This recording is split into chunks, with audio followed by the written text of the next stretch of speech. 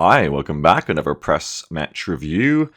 This one I've been looking forward to. I think it might be my favorite from all of them, at least in my memory. It's on a map called Narva. It's like a snowy map of a castle, which is going to become very important.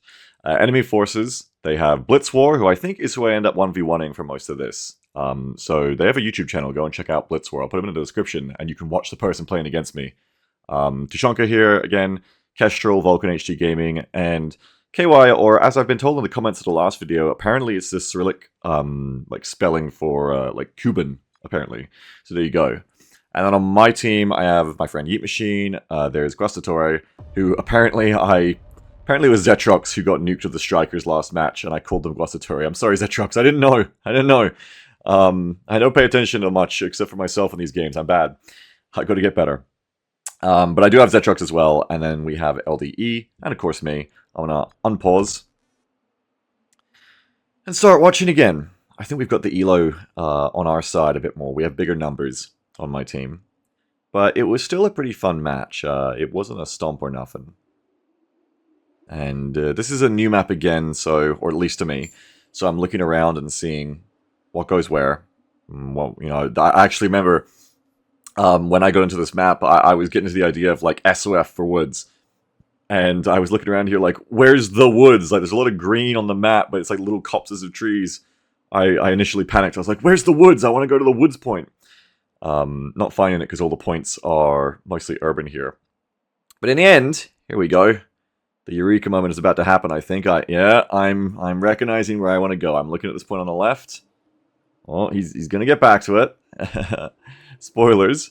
Yeah, I'm like settling on, oh look, A point. Yep, there's my ping. I'm like, this is where I'm going. This is a really cool point. There's all their maps are really cool, but I love this map. I love this part of the map. Yeah, I say I love this map, but I only played this section. This is where I went. It's so cool. Like, I'm bringing in some special forces in Little Birds there. But you can see that you've got like the towers and the parapets around the castle there. There's a little church in the middle. It's like a total war map. It's like GCCM. A couple of little like strip malls behind the castle itself, and then some woods to hide in. It's an awesome looking point. And it turned out to be really fun to fight over. So, here I come. Just coming into a lot of Little Birds again, still doing the thing. It was just it's a thing I did all night of bringing in helicopters without really having air cover. It's that kind of thing where every match I'm going like, here I am doing it again. Helos and no air cover for my rollout. Because it was all played in quick succession, I didn't really get punished for it hard enough in any of these matches for it to click in my brain that like I really need to bring air cover, I guess, tonight. So I just kept making the same mistake because I wasn't really reviewing it. Like I am now of these matches. Or in another way, you could say I kept making the same reckless play and I didn't get punished hard enough to ever stop doing it.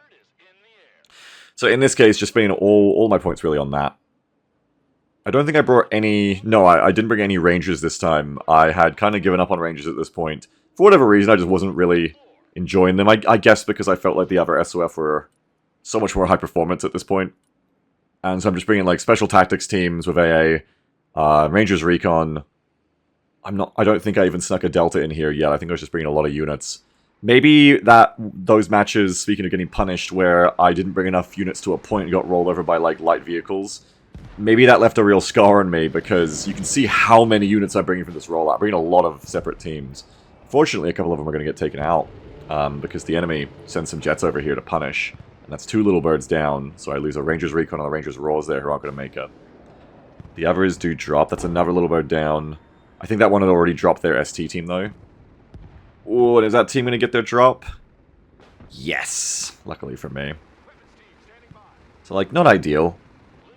Like, in one sense, you could say, oh, most of my drop got away with it. In the other sense, you know, the 12 guys from the Rangers Raws and Rangers Recon team who didn't make it probably aren't so happy with my tactics. But, you know, we do get to the point quickly. We do get 4 out of 6 teams dropped. I don't think I lost another team. So, 4 out of 6 teams get in there. Not ideal, but hey, again, not really punished hard enough to stop doing it at this point. Though I do not recommend it as a habit for real matches. It's not a good habit to get into, as you can see. It's just not the way. But anyway, you can see that we definitely beat the enemy here. There's a BTR there, and Zetrox on my left there. Give me some support. Thank you, Zetrox. I will get your name right this time, or I will recognize which player you are this time, because my mouse moused over the Comanche there. I can see who it is. Unfortunately, that Comanche support is going to get taken out with the Spetsnaz GRU there. That GRU squad is so strong. I skimmed this one briefly before I did this review, so I could be a little bit more insightful or know some things in advance. That must be Zetrox putting recon behind their lines too. Very nice. And I wasn't certain what their loadouts are because I didn't play them. But I know that the Spetsnaz GRU can get like incredibly good RPGs for like heavy anti-tank. Excuse me. We've seen that where they take out Abrams and stuff. I also know that they can get a really good manpad, so they can do AA, as we just saw there. And I know that in general they have like good anti-infantry weapons as well, just as a baseline. What I didn't realize is I think they can take them all on the same loadout.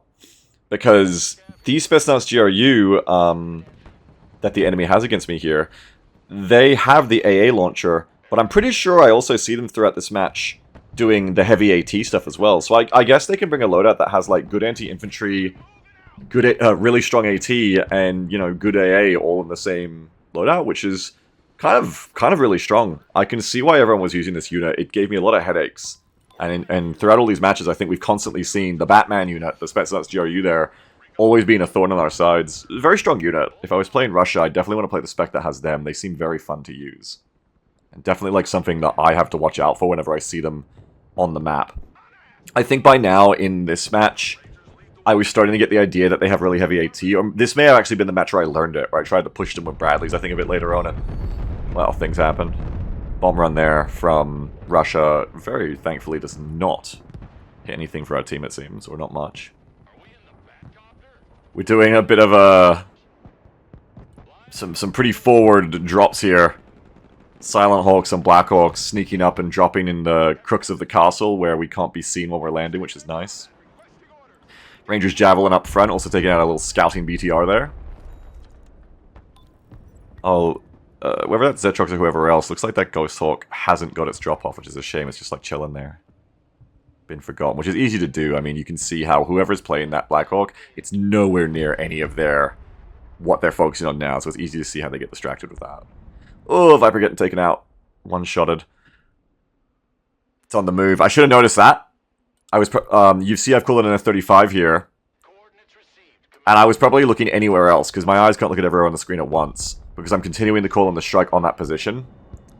But it's already moved. If you didn't notice it, you can just rewind and watch our last glimpse of the AA piece there. You can actually see it. Here goes the F-35. Go radar off.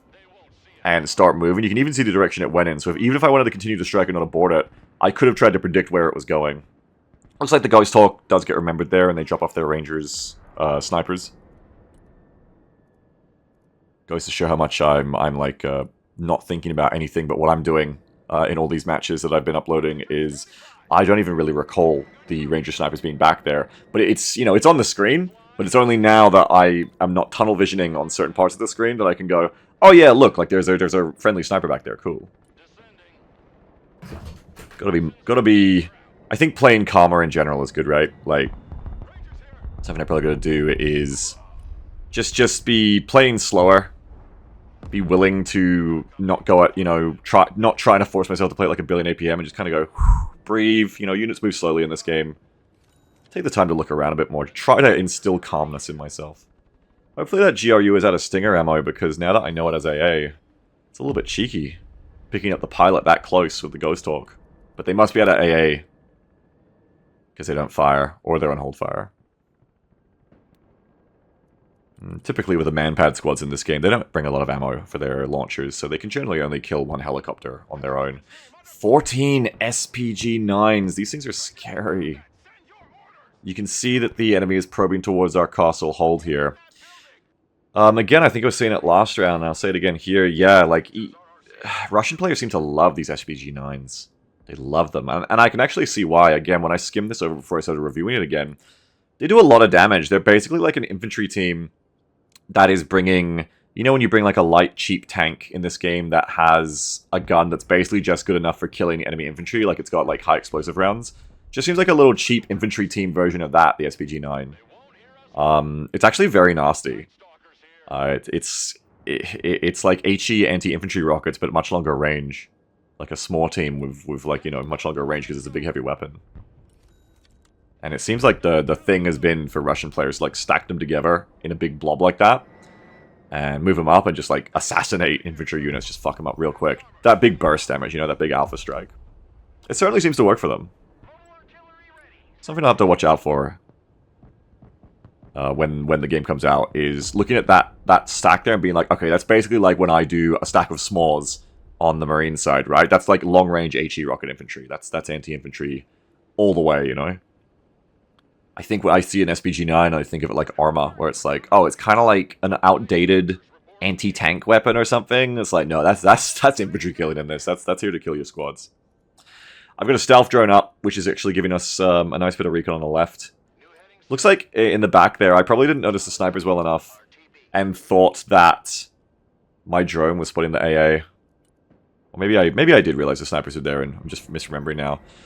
It's interesting because the Russians have a recon drone above those snipers and a helicopter gunship. They seem to realize that there's a sniper back there, or they're just guessing and, you know, just doing a good sweep spy check. Either way, it's hard to believe those snipers won't get spotted by that drone and get taken out soon. They probably won't be there when we look back again. I like what the enemy's doing here. Setting up a nice, cheap screen of, wow, the snipers are still alive. Oh, they've been detected. They're shooting. Oh, no. There they go. Up the top of the screen. They almost took that hind out, though. Anti-material rifles are no joke. But yeah, I like what the enemy's doing, where they've got their cheap little BRDMs acting as a cheap recon screen on the left side. The enemy is playing, like, the whole flank here of the map, the whole playable area, whereas I'm really just focusing on the point. That's definitely a strategic disadvantage for me. But we'll get back to that later, maybe, because I want to watch this fight. These are Black Berets coming in, one of the biggest, if not the biggest infantry squad the Russians get. They're like 12, 14 guys. They're like super marines. In our case here, we have enveloping fire on them. Not that that really means anything in this case. And not like there's flanking on the infantry. But we had Rangers Recon and Rangers Javelin both engaging in there. The Rangers Javelin have nice mid to long range firepower, I think. They have like airborne style guns. They have the 6mm rifles. So the Rangers Recon kind of tank the start of that, and also have really good damage because they have CQB suppressed weapons. And then the Black Berets are suppressed, so they're not really putting much fire back out, and the Rangers Javelin is able to kind of finish them off until they bring up that Spetsnaz GRU. And again, see how that Spetsnaz GRU unit is actually really strong. Like, even at mid-range cover to cover, they're messing that Rangers Javelin up really hard. Really cool unit. I love them. I'm jealous. You know, I'm playing SOF because I love these high-performance infantry units. It's like, give me that one too. I'll take his Spetsnaz GRU as well. It's such a cool unit. Really awesome. One of those units, like I said before, makes me want to play Russia just to play them. They're pushing up to here, and you can see I'm still not super familiar with how to deal with this unit. I'm still not super familiar with what it has. Like, I don't know if I would have even pushed the Rangers Recon up to CQB them, knowing how dangerous they are in CQB now. Probably a good thing that I didn't realize, because in the end, you know, I would have been wrong. Maybe I'm too scared of them now. Because I have so much other fire, I think, is the difference there. The Rangers Recon pushes up, but they're being supported by... There's like 5 infantry squads that I think all have vision on the tower that they moved into. Oh! This is such a cheeky moment. Look at this. There's a hind here, and I think it's shooting its minigun through the castle wall there, which might be a bit of a bug, because it's kind of a really weird situation in the game engine for it to be in right now. You don't really see this a lot, where it's like... It's come up like a little hill, a little small cliffside from the river, and it's hovering on it. So it's not high enough to shoot over the hill, but it's not under the hill, so I guess the game thinks it can see them. And it could in the end. Maybe that was a force fire, maybe it was even bigger brain from them, not just like a line of sight bug. But either way, it looks like the cannon actually goes straight through the castle wall. That probably is a bug, if you think about what that castle wall would be made of. But either way, it's like the world's like most sick collateral there, through the wall. As the hind just, like, spews through the castle wall there and takes out that Ranger's Recon and finishes them off. You can't really be mad. It's kind of awesome. It's kind of an awesome moment, movie moment. If I ever play against someone defending this point, I know I'm going to want to do the same kind of crazy shit where you're, like, sneaking helicopters up underneath the castle wall there, and it's like Total War. Gives me Total War vibes in a castle like this. Sneaking them up there, you know, and... dropping off infantry like right on the edge there and scaling the walls like siege towers would be awesome. I wonder if you can drop off infantry there. I'm actually wondering that now. Could you, like, sneak a helicopter up like that, but transports instead, and drop off a bunch of infantry that then garrison those parapets that my STT are in right now, and then scale the castle that way? That would be such an awesome way to assault. That'd be sick. Maybe infantry can just walk up the cliff. You could, like, do an amphibious assault with amphibious infantry or marining amphibious transports. Such an interesting idea. I love this point. It's so interesting, you know? It's so different. It's so cool. I'm not even really using this point to its fullest, because after the match, someone pointed out, like, man, you should have been doing more to stick your long-range weapon teams in those parapets facing the rest of the map. Like, down on the F point. And yeah, like, I was kind of doing that, but not enough. And I was tunneling in on my fight more, but when you look at it, it gives such an amazing field of fire over the F point. Like, if you hold the castle, you have such a good support by fire position for pushing the F point from. It's so cool. Sorry, I'm gonna stop, like, just, like, blabbing about how much I love this map and this part of the map. It's just, I mean, who doesn't love to fight in a castle, right? I think I said last time RTS gamers love, like, bridges and stuff like that. I think we love castles, too. In general, who doesn't? Another attack from the enemy here. They're sending some BTRs up the road. Pretty bold attack up the road there. They've stopped now. Lucky for them, they're kind of just out of line of sight, I guess, of all my weapons teams. They're dislodging infantry, or sorry, disembarking infantry. More Strelky coming up the roads now. No recon on this push.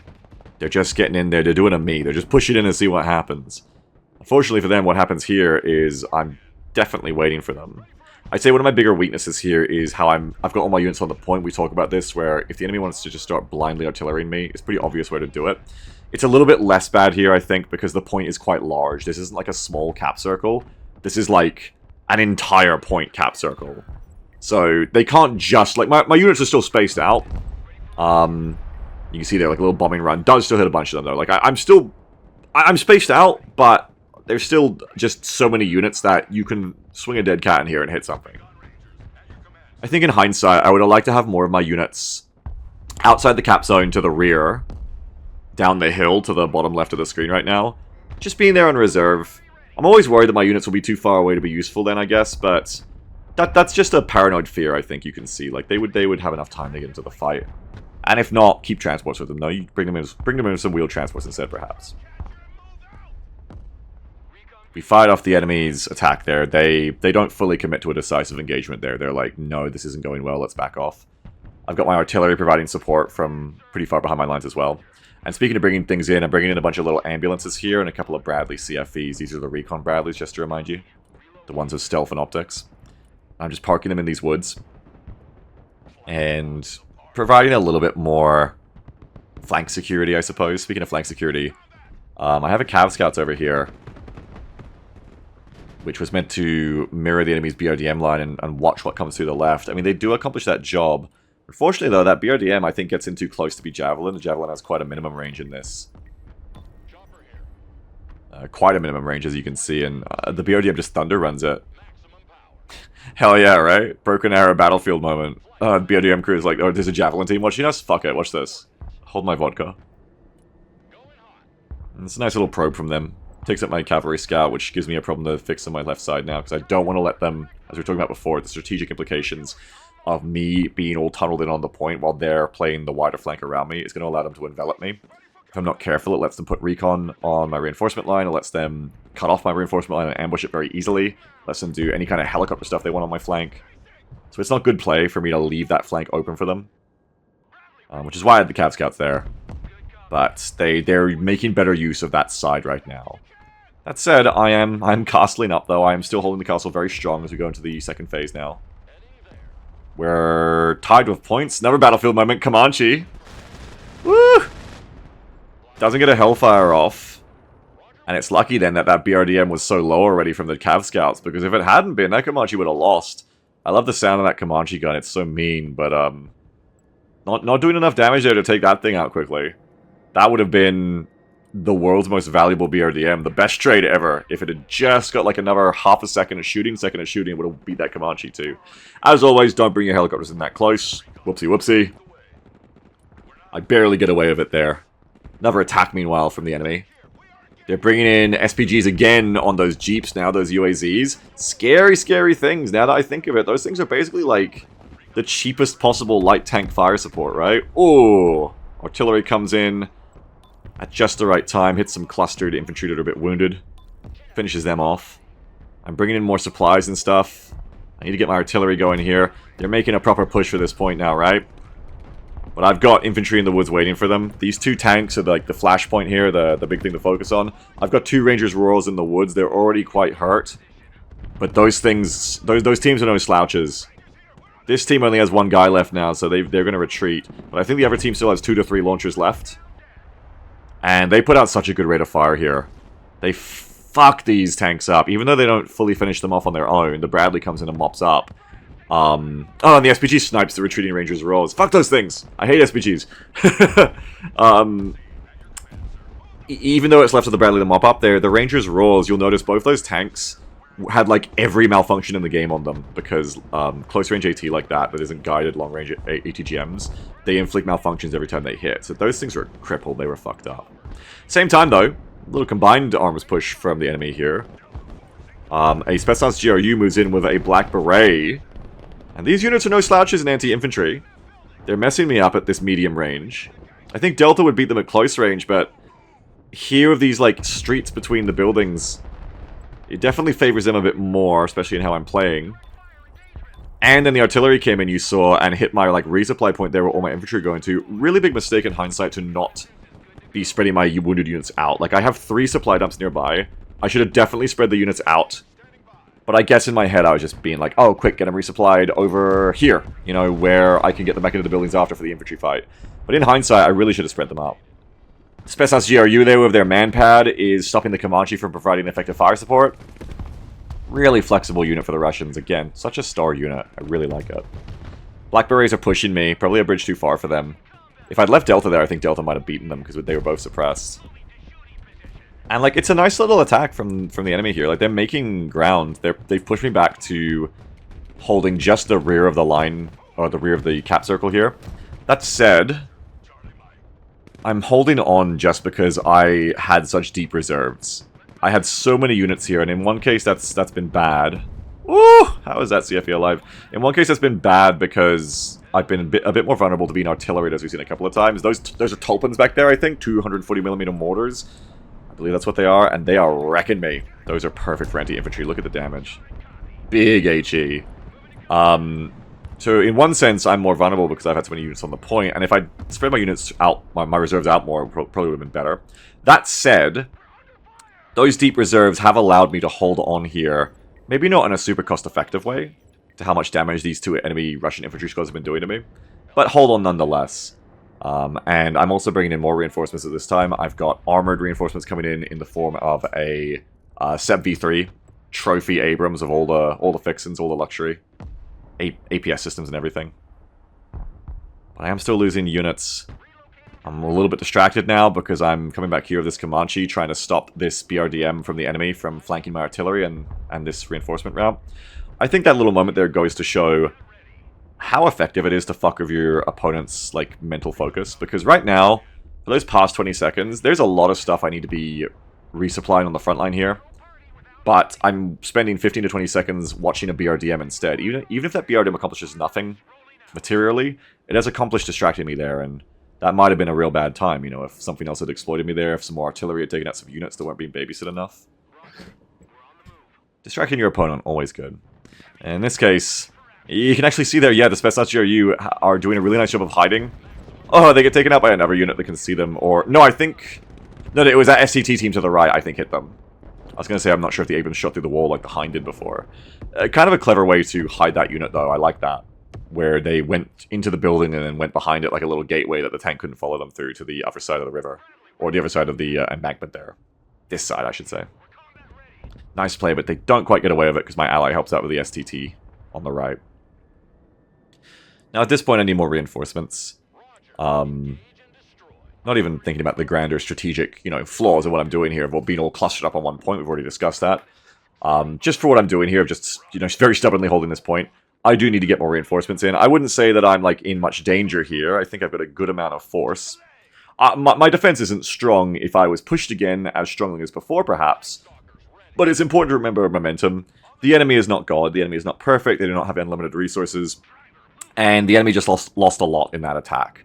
They basically committed with everything they had for that moment there. They had a couple of tanks, a bunch of infantry, BTRs, SPG-9 jeeps. And they've lost it all. It's all gone. They're hitting me with a bit of artillery here. Nasty clusters. Again, I'm still just that bit too clustered for comfort. Too easy to artillery me like that. Luckily, no kills for them, though. Takes out a supply dump. But none of my units get killed from it, which is good. Taking a little look over to the right here, because I think my teammates were asking for help. They were like, can somebody help us out at this point? So I just take a bit of time to bring in some cruise missile strikes there. Not sure if they'll hit, but it's like the best I've got. One of the weaknesses of the Armored SOF combo, I really like this combo, I think it's a great combo.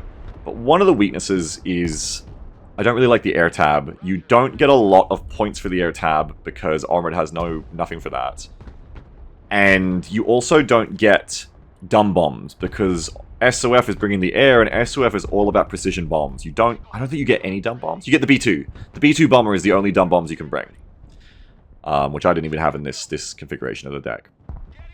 So you're back to working with all precision guided munitions, which, kind of as we discussed before in previous matches, is something I'm trying to move away from now. The other weakness of combining Armored plus SOF is that you have very little ground logi. That little tracked M54883 or whatever it is, I don't know if I remember that correctly, that is the only supply truck you get, which is a pretty big weakness, I would say. You have to rely on your helicopters for resupply a lot more. That thing's an M113 apparently. Apparently the M8 little supply goblin there, I mean M54883 or whatever it is, that's apparently an M113 that's been turned into a, like, supply crawler. Funny little unit. I didn't realize that till someone said it. Just like I didn't realize the AMPV is just a Bradley with the turret off of it, turned into a dedicated APC instead. Didn't realize that. But then when you look at the stats, you're like, oh. Because before that, I was like, what the fuck is this thing? I've never heard of an AMPV in the US military. What the hell is this? And then, you know, people smarter than me tell me. Now, I've been pretty distracted here. Like, this Abrams is just sitting here with malfunctions and hit point damage. That little supply goblin hasn't done anything. There's supplies to the right there. I don't know why I'm still not doing that. That's just, you know, a mistake. Wrong focus. I should be resupplying those guys quicker. I think I'm bringing in, like, a Blackhawk to do it instead. I guess that's what I'm doing. Yeah, I'm bringing Blackhawks in for it. I'm being patient. And I'm keeping the other supply dump there for the infantry. I guess that's kind of smart. Otherwise, I wouldn't have anything left for the infantry. I got javelins. Fighting a little Spetsnaz VMF unit over the other side of the river. They took them out. I think either way, even if I'm resupplying to the Blackhawks, I definitely should have moved those units out of the blast zone more in case they get artillery in the same spot again, but didn't happen. We've got pretty reasonable recon here. I'm not sure if that's from my Rangers recon in the tower there, or if it's from a drone, but being able to see that Spetsnaz VMF, or... no, is that SSO at the back there? Being able to see them that far away is surprising, considering they're in a building. Maybe it's because they've already been spotted, so as long as I keep line of sight of them now, they won't stealth again to my Rangers recon. But I wouldn't expect to be able to spot them from that far away otherwise, even with a recon unit. You know, that's like probably a kilometer away. So I must have spotted them with a drone, and now they can't re-stealth. Surely as soon as they go in a new building, yeah, they'll disappear. But the other infantry units, the ones that aren't stealthy, these Motostrelki and stuff, I've still got good eyes on them. We can see what the enemy's up to now. I've resupplied my defenses, reinforced, and the enemy is making preparations for a new push. We can see they've got special operations infantry. We can see they've got a reasonable little amount of Motostrelki, though we are bombing it. There's a bunch of light BTRs, like light vehicles over on the left. And we can see more vehicles backing up this attack in general. That is super free. We see that supply dump, and that will die now. I think I'm being greedy here, though. I'm doing the thing. Because I just saw my Paladin strikes coming in. You always shoot and scoot. But I'm probably doing the thing in here. I'm like, I can get away with it. I can get away with, like, one more salvo to take out that supply dump before I reposition. I don't know if I can. We'll see. It does take out the dump, which is nice. We get our target done. But I gotta move. I think I'm queuing up another strike. I'm just being so greedy here. You gotta shoot and scoot. You can't sit still like that. Especially not when the enemy's demonstrated they have rocket artillery in the area, which is gonna outrange those tubes. But, you know, when you see the red skulls happening, when you see the damage, you're like, fuck yeah. Shoot more. Shoot more shells. We see some SPGs in the back there as well. What's my forces looking like? I've got a whole bunch of Rangers Recon on the point. Taking the same positions again in the woods. I'm being hit by the Tulpans. Those 240mm mortars again from the side. They're fucking me up. Even inside building cover, they're just going to mess you up. Look out, Rangers Recon. Get the hell out of there. A good way to start the assault from the enemy's perspective.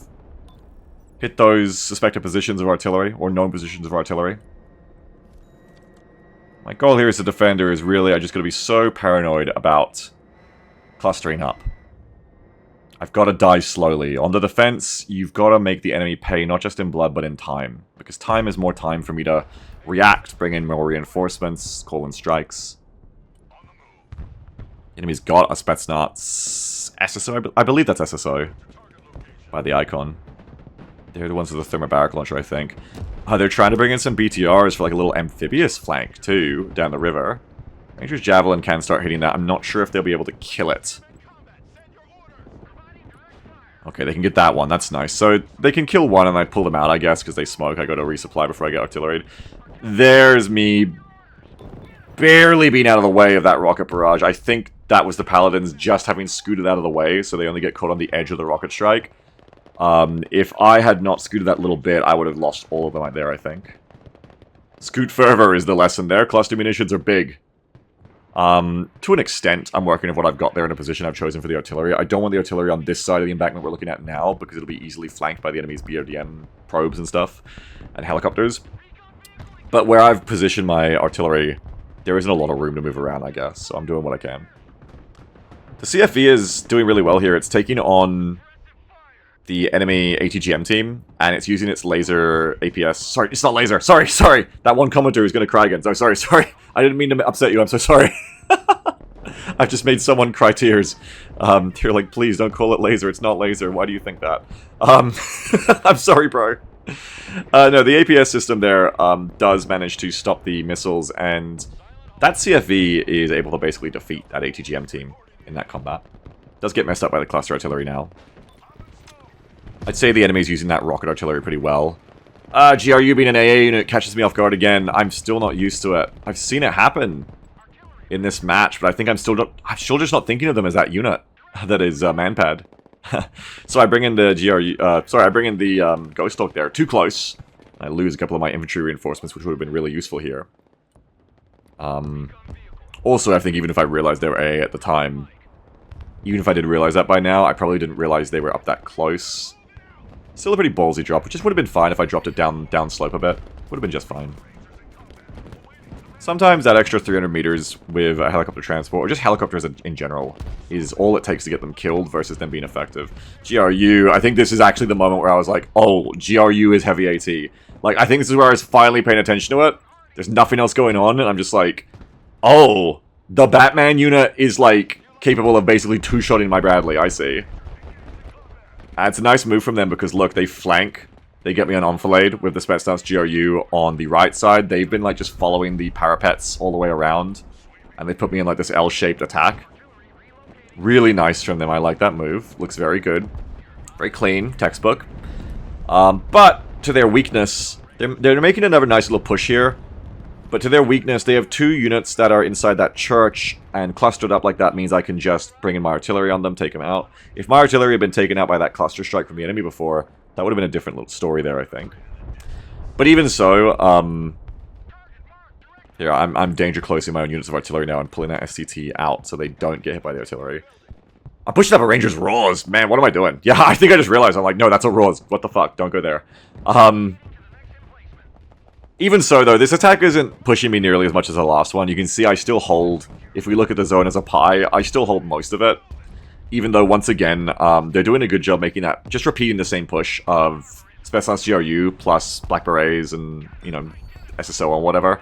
Just kind of like special infantry pushing through the castles working well for them, but in this case, we're not going to lose as much as the circle as last time. We're going to defend it much better. A couple of Hinds coming in too. Recon Hinds by the look of it. I think that little laser star and that means Recon. ST team is hitting them with a man pad. And a good thing too, because ST team is my only AA here. I kind of get away with that because that ST team heroically takes out one of those hinds before they die, and then the other one is kind of fucked up enough and scared enough that we can finish it off with the autocannons. I guess that's the other good thing here is by holding the castle, the hinds have to come over that wall to engage me at low altitude. Or maybe even high altitude, honestly. It's a pretty high hill that we're on with this castle. And so in doing so, they're forced to come in close, kind of like when you try to kill things with helicopters in woods. It's close enough for the autocannons to just be like, okay, you're within a kilometer, I can hit you. And the Bradley actually fucks off the other one. So I'm pushing back here as well, my Rangers Recon. I brought in so many Rangers Recon, and I think I realized at this point that, like, you know, the enemy's throwing everything they have at me just relentlessly. They're just pushing again and again. I'm holding them back way better this time. Start probing what they even have, because at this point I'm starting to suspect they didn't even have a defensive line. It's kind of a bit of a mental conditioning here. Is like, I've just sat still and turtled this point the whole match. It's like almost the end of the match. My enemy at this point has just got used to throw everything at the enemy. Like, there's no point for them to defend on their side either, right? Like, they don't need to, like, defend something on their side. They're just purely attacking this castle. So at this point, I'm probing forward to see what I can do about that. I know they've got their AA and artillery back there, and I'm wondering, a little bit of recon, maybe we can do something about that. Bringing some Comanches here. I called them in when I was having trouble with the helicopters before, the Hinds, before I realized that Bradley was going to take care of it. I love the Comanches. They have such a fun, versatile loadout. They're like the Spetsnaz GRU of the air. Because they can bring Stingers and Hellfires. They can bring FFARs as well, rockets if you want. And they've got the cannon for anti-infantry. Unfortunately, BAM! One shot. That little Tunguska there, apparently they can one-shot Comanches. There you go. I didn't know that. Maybe you're seeing the difference between a Comanche and an Apache there. Maybe an Apache would tank that and live with the extra armor, whereas the Comanche is kind of flimsier. Because it trades that for the stealth. Comanches are also way cheaper. That's one thing that's cool about Comanches. You're bringing less munitions in this, like, flexible loadout. But they're, like, very cheap. I think it's, like, $250 for a Comanche. In the loadout I have them in, where you have, like, 4 Stingers and a bunch of Hellfires.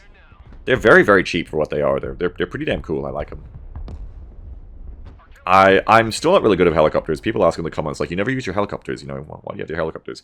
I'm very, like, traumatized? I don't know. I'm not good with helicopters yet, and I know it. I'm very hesitant to call in helicopters a lot of the time, because a lot of my experience with them is that unless I'm deploying them to exploit the enemy breaking through my lines, I'll just get killed by shot of them instantly. Kind of like what happened there, where even though I'm behind my lines, you know, I'm on the front line to the right there, because my team has unfortunately been pushed back on the right side. We're losing all the points.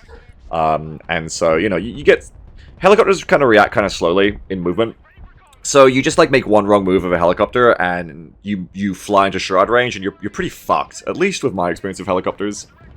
You're pretty done. And they're very expensive. So I tend, you know, I tend at this point to be very hesitant to deploy them. That said, I need to get over that, I think. They're so strong and useful. And their speed, combined with their weapons potential, makes them such a powerful unit type. I definitely need to... Like, I'm very confident using transport helicopters. I fucking throw those fuckers away all the time. And you know what? At the end of the day, like, $250 cost is a lot, but it's not that much. It's like a cheap tank. I do need to use them more, and... Because by using them more, that's the only way I'll get better at using them, right? You've got to keep making mistakes until you get good with them. They're so good. They're such a strong unit type. We're fighting off some motor stroke from the enemy team, but they really haven't got much to push us at this point. They're just kind of desperately trying to take this cap now. Nice bomb strikes from my team on the right there. Pushing back the enemy. They'll be able to take back the B point now, I think. I just really, really hope that, you know, probably not by release, but I hope that one day the devs see fit to improve helicopter mobility and agility, especially at low altitude. I just think they feel so sluggish, and they don't feel fun to use in that helicopter way because they just feel like such bricks. And it's worse at low altitude. Because at low altitude, like, all of your mobility seems to be debuffed by 50%. Like, you seem to go half as fast, which I think is fine. Okay, if they want to make the helicopters go half the speed at low alt, that's fine. Whatever, like, if you want to balance the game that way, sure, do it. I'm a helicopter freak. I'd like it if they just didn't get debuffed at low alt. I don't know, is that OP? But whatever, that's fine. I think that's fine balancing if they want to do it. But I really don't like that they just do a blanket mobility agility nerf, because it seems to be that your acceleration and deceleration is also nerfed by 50%. And I just wish it wasn't. I just wish if they had to do it, they would just cap the max speed at low altitude. But let us keep the full acceleration deceleration. And maybe even buff the accel decel a little bit. Because it's the stopping and starting that really gets the helicopters and makes them feel like such bricks, I think. Like, it's not that bad. Like, they're pretty close to feeling good, I think. I just want it to be a little more responsive. But, you know, that said, I think when I learn to pre-flare, that'll help them a lot, too. Enemies pushing in again. I mean, honestly, they're actually making a reasonable little push here. They're bringing in all those SPGs and Black Berets. And those SPGs are really good, but I love watching the Comanche here just gatling fire support. Bomb strike from the enemy doesn't get us there. And on their own, these Rangers Roars probably wouldn't be able to handle, you know, their AT squads probably wouldn't be able to handle the Black Berets coming in, but they're not alone. We have artillery support coming in from the Paladins. We have the Comanche still supporting, just waiting here in Overwatch. It's hitting something behind us, apparently. Must be just, like, auto-fired on a BRDM flanking me or something. Bringing in some Delta Force to clean shit up. And I'm pretty confident that the A point's going to be fine. So at this point, I'm going beyond the A point. Now, let's look at this as a strategic move. At this point, my Rangers Recon have pushed up. And I've decided that this is, like, the perfect time to like, elastically bounce back at the enemy. Like, they're not expecting or being prepared for any kind of push from me, because I've given them no reason to expect that's a thing. They don't even have any, like, point there to worry about, right? So, even less reason for my opponent here to be like, oh, I need to have something, you know, in reserve here waiting to stop an attack. Why would they? I'm the defender, they're the attacker. It's like fucking Counter-Strike, this match. However, I decided that seeing how open this side of the map was, I was like, why not make a sudden, stunning Thunder Run push with a little armored column? You know, I'm not just playing SOF, I'm playing SOF armored. I've got a bunch of points. I was bringing in these units to reinforce my point anyway, and once I get here, I can see they're not really needed to hold the point. There's 5 minutes left in the game. Let's go try to do something. Let's go try and see if we can help. Basically, what I'm planning to do here is get behind the enemy front line via this reinforcement route. So we're pushing in. Those Spetsnaz GRU are once again really fucking scary. They're like fighting off the Rangers Recon, messing them up. It's probably a good thing that those Spetsnaz GRU are paying attention to the Rangers Recon, because if they weren't, I think they'd be RPGing my tanks. But they're pretty messed up. We're going to kill them with tanks in close quarters. Delta's just running through the castle and cleaning up now. Mopping up and making sure that point is definitely not going to fall. The enemy is falling back their AA pieces. They see it coming, but that's okay. Because seeing that I can't get those pieces, I'm going to go for the right turn here. I'm going to get off the freeway. Or go onto another part of the freeway. Actually, I'm going on the freeway by the look of the map. And I'm just seeing that AA and that artillery over by the F point there. And I'm like, let's go eat it. Let's go be annoying, because you know what you generally don't want in your backline? An armored company. And I want you to tell me at this point, do you think this is a good idea? Like, don't skip ahead, don't cheat. How do you think this goes? At the time, I thought I was making an excellent breakthrough. I'm starting to spoil it now, that there's going to be a little bit of trouble for this armored company. You'll see in a second. At the time, I was like, this is good. Like, I've even got some AA with me. I've got like 2 units of AA, so surely I'll be alright if like helicopters come to punish me. Of course, you know. And that's not always true. I have lost one of my CFVs. But I've got 1 CFV left, I've got 2 trophies. Look, it's not the strongest armored push. Oh my god, my paladins are like engaging of M2 Brownings on that PTR. But hey, like, it's gonna be soft targets, right? And then I get here, it's like, oh my god. And what happens is that the enemy turns around this armored company of their own that they had, I guess, pushing the EB point there, and just like 180s and drives back towards me, and I'm actually not exploiting the enemy's rear at this point. I'm being caught in a pincer that I put myself into, because I'm getting like hit by air and soon to be helicopters from the enemy's reinforcement side. Of course, that's what you're going to call it when you see this. But then also the problem is I'm being now anviled, crushed by this team of Barbarouses and T-72s coming in. At quite close quarters too. The way that terrain worked here of the buildings let them get in really close to my Abrams, which I think is bad for the Abrams in this case. They're getting hit by the Abrams. I've already called in I've already called in Rangers to try and exploit this here. To try and take the F point. Well, they get there and the tanks are burning, which was not in the mission briefing when we got on the helicopters, so that's not good for them. Too late to get out of there now though, because you know those helicopters aren't going to get out of there anyway. So we drop. Woo, we like barely get out of the helicopters. I'm trying to split ourselves up here. There's a frogfoot crashing right in front of us. It is Call of Duty for these Rangers. Rangers Moors there starts mano-a-manoing of a Barbarous. Isn't doing so well this time, unfortunately. As we've seen in previous matches. They've done a little bit better. And we get some Rangers Recon and some the other Moors team into the buildings. And this is that point I was talking about, where right now, if I had had the presence of mind to have some Rangers Javelins reinforced into those towers right now, look how much better this would go, because I think they'd be in range. Problem is all the Rangers Javelins were killed by now. But if they were still there in those castle towers, this actually would have looked like the sickest shit ever, because they would have hit that entire Russian armored company as it turned around to face me from the flank. And we actually would have taken F looking like, made out like absolute bandits, right? Would have looked so good. Unfortunately, because I'm not smart, and that would have been a pure accident if it had happened here, honestly. Unfortunately, I don't do that, and just commit to like a very, very bloody slog here. Kind of fruitlessly trying to take the F point.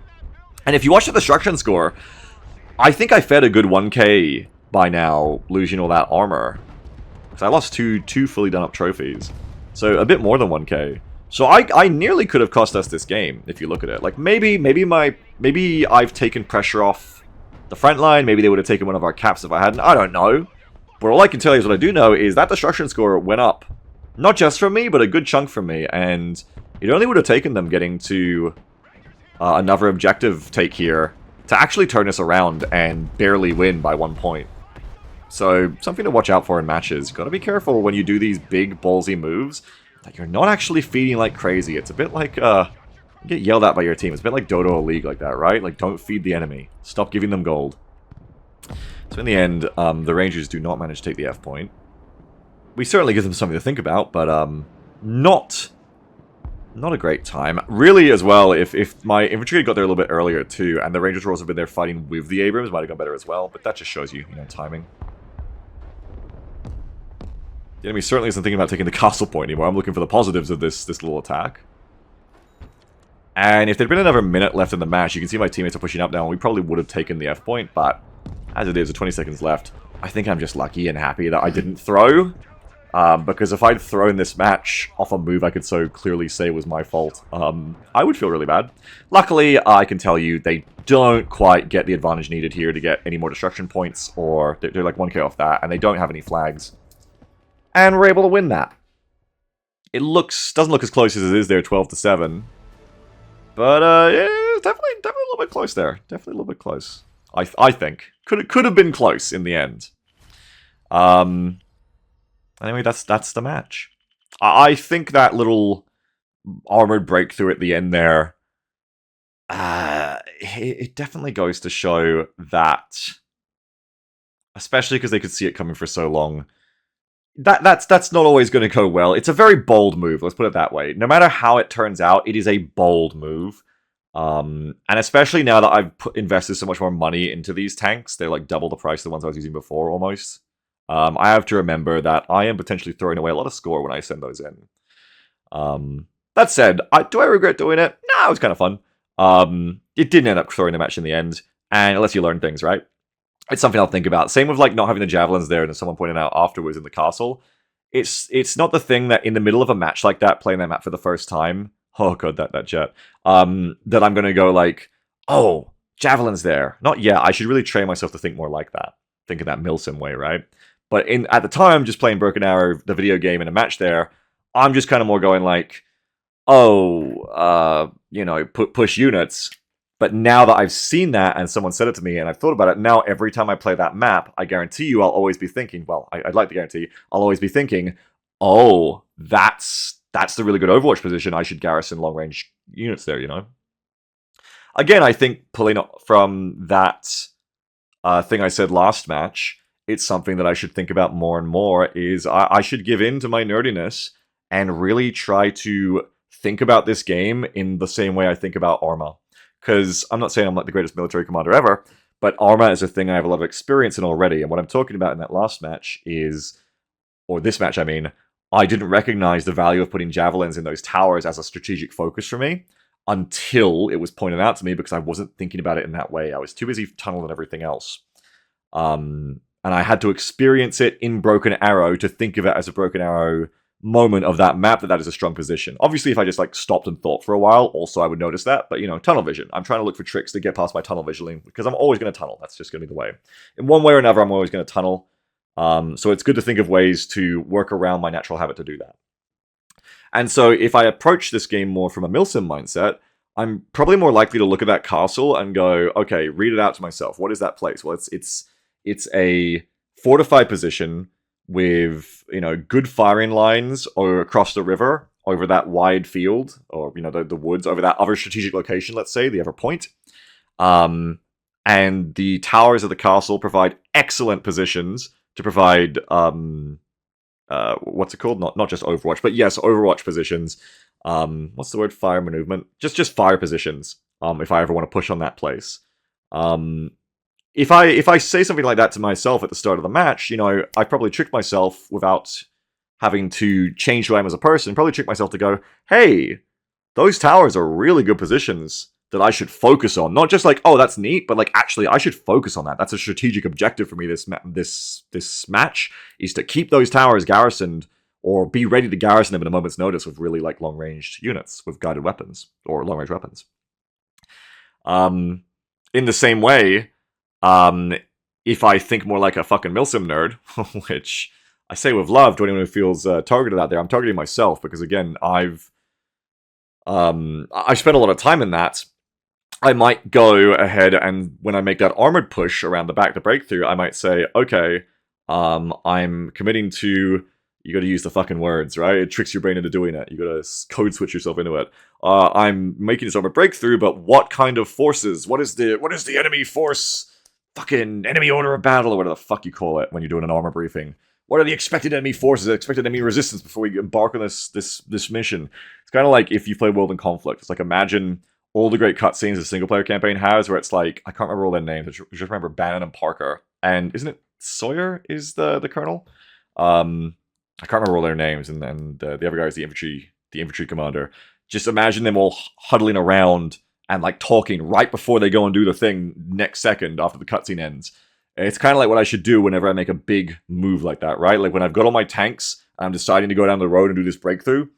In the World in Conflict cutscene terms, I should take 30 seconds and do the cutscene of myself where I sit there at the safe point. And I'm like, all right, what are we going to do? We're going to go down the fucking road. We're going to make a breakthrough. What do we expect when we get there? Oh, do we expect enemy armor? Because I could have then looked over to my friendly forces on the right, untunnel visioned myself, unfucked myself, and gone, maybe I can spot some enemy Barbaruses and T-72s here. Maybe I can see that there's an enemy, or T-80s or T-90s. Maybe I can see that there's an enemy armored company already nearby. And I can go, what are they going to do? Well, they're probably going to come back to that point as soon as they see me coming. And maybe I still do the move, but maybe then I say, okay, to predict that, I will heli drop in some Rangers Javelins into those castle towers to overwatch my assault.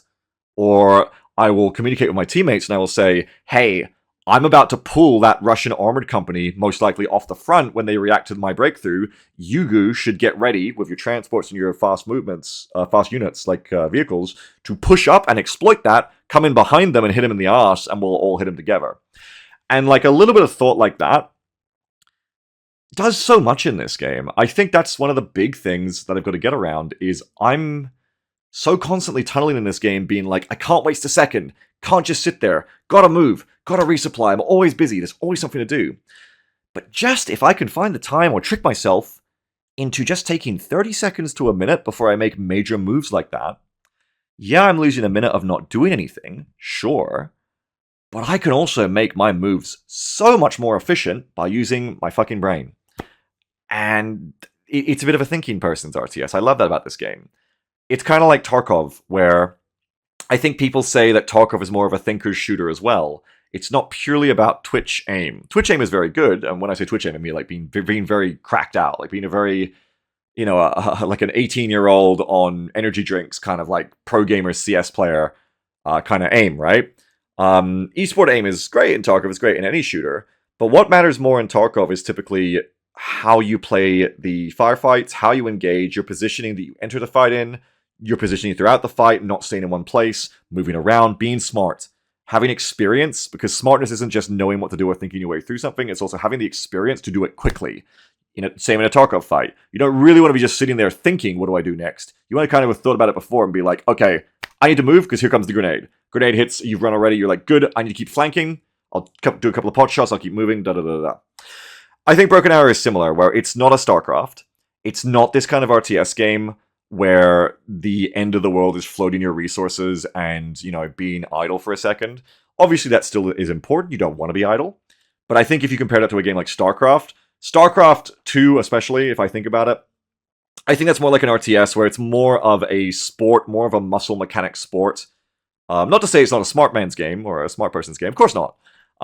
It's all about being smart as well. But the emphasis is on tempo, I think, in StarCraft. It's on... There isn't that many different unit comps, I would say, and that many different ways to play, a map, let's say, compared to Broken Arrow, at least. I'm not trying to say StarCraft isn't deep. But the focus is more about, I think, your APM, your speed, your tempo, having good macro, building units, and, not falling behind on that shit. Because every time you fall behind, you're losing a lot of tempo of a game like StarCraft. It's very quick. Broken Arrow, that stuff still matters, but it's not the focus, I think. I think it's more like Tarkov, more like a thinking person's RTS, where you don't need to have, the world's best macro or really high APM to do your best, be your best self in these matches, but you do need to think. And that is not always intuitive. When you're under pressure, it's very easy to just tuck your head in, either freeze up or just tuck your head in and just try to bull charge through. I think, just in general. And when you apply that to this game as an automatic response, it makes you make dumb decisions. And all you needed to do was stop, be calm, and think. And that's what I'm going to try to do more on release, is I'm going to try to give myself permission, even when shit's blowing up and my units are all dying, to be like, this is fine.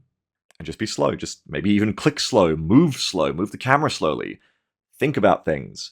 Because at the end of the day, a lot of the situations where your units are already dying in this game, you can't micro your way out of it every time. Like, infantry react pretty quickly. I'd say infantry with sprint and smoke keys, pretty good. Hitting the smoke key with your vehicles in time, pretty good. You can generally get out of jams with good micro that way. But wider movements, like you're being artilleried, especially if you're out of sprint, or you've been caught in a bad position in Broken Arrow, or you're using helicopters, a lot of the times, it is too late. Not a lot of times, but some of the time it will be too late to micro your way out of it. And what you need to do is think, because thinking more before you got into that position in the first place probably would have saved you, and you probably made the mistake 2 or 3 minutes ago, not at the time where you were dying. I love that. I love that the game, I think, is like that. I think it's really cool to get an RTS that is so much about brain power. And again, not to say any other game isn't, but just to say that this one, I think it's one of the most important things, is being strategic. And it's just part of what makes this game feel so authentic to me as a modern military commander fantasy and experience, I guess. It's very, very cool. I think it's going to allow for so much, and already does, allows for so much skill expression as well, where you're going to get to see people be creative and skilled. And I think you'll get to see that the difference between a new player to this game and a really, really experienced pro veteran at this game, I think it's going to be so obvious, not just in they click faster than you, but that they are smarter, that they have...